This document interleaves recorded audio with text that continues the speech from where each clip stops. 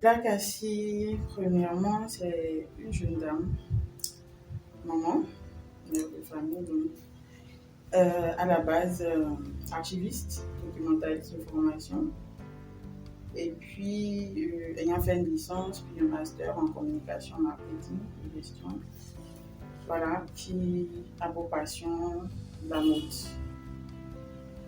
Et Black Cassie, dans un second temps, c'est la marque du vêtement Black Cassie, donc la personne qui a donné son nom à la marque.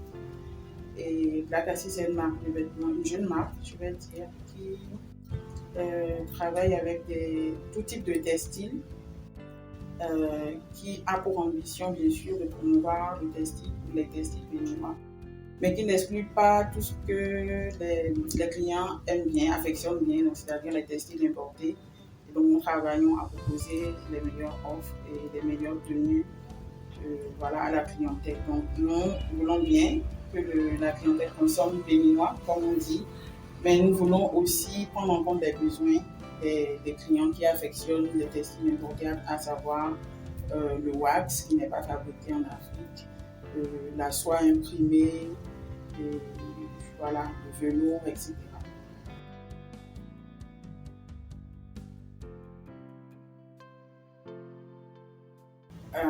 Pour moi, il n'y a pas photo. Hein. Le choix est vite fait puisque je ne suis pas commerçante. Je ne suis pas du tout commerçante, je suis créatrice. Donc pour moi, c'est pas comparable, c'est deux types d'activités vraiment diamétralement opposés. Ma plus-value, c'est de créer moi-même et de proposer mes créations à la clientèle. Donc ce n'est pas d'acheter quelque chose que quelqu'un d'autre a déjà produit, créé et de revendre. Voilà, je trouve que c'est. Donc pour moi, le choix a été très vite fait parce que c'est né d'une passion, bien sûr. Donc voilà, le choix n'était pas du tout axé sur la revente de création venue d'ailleurs.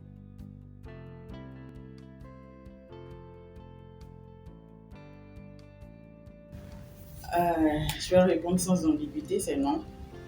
Non, parce que nous sommes à une étape où nous sommes d'abord une jeune marque, mais ce n'est pas l'explication. L'explication, c'est que nous avons financé sur fonds propres, nous continuons de financer sur fonds propres notre activité.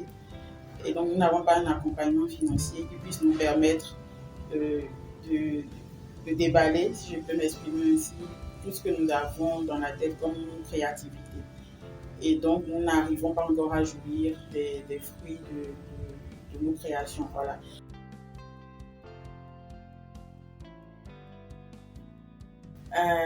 Pour améliorer mon activité, la première chose à laquelle moi je travaille et je continue de travailler, c'est comment atteindre ma clientèle.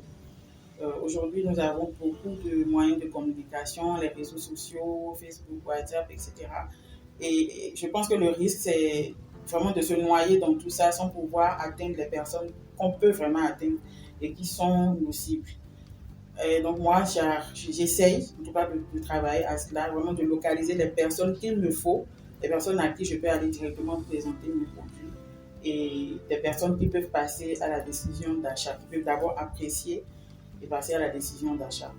Donc, et ensuite, il y a l'accompagnement financier, bien sûr, mais pour ma part, je pense qu'il ne faut pas aussi forcément attendre l'accompagnement financier. Il faut commencer par quelque chose. Je dis toujours, la créativité n'a pas de limite. Quand tu es passionné, il y a forcément quelque chose que tu peux produire sur tes fonds propres ou voilà, quelque chose. Si tu sais dessiner, dessine sur un papier, montre à quelqu'un et après tu pourras avoir l'appréciation des gens et tout. Donc, c'est de commencer quelque part et après, les accompagnements viendront.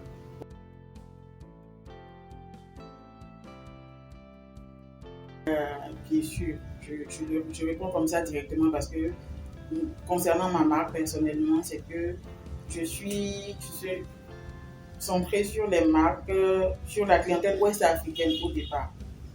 Alors, je suis à un milieu ouest africain après qui vient vers le niveau national et qui va vers le niveau international. Donc, petite masse pour moi, ça correspond pile poil en tout cas avec ce que moi je fais. Parce que voilà, ça atteint vraiment directement ma première cible qui est la clientèle ouest africaine. Donc, actuellement, je travaille à nouer des partenariats dans certains pays, donc à avoir des représentations dans certains pays. Et je pense que c'est aussi l'objectif de Gizmas en tant que plateforme qui permet aux jeunes créateurs de montrer ce qu'ils font et aussi d'élargir sa clientèle vers la région ouest africaine.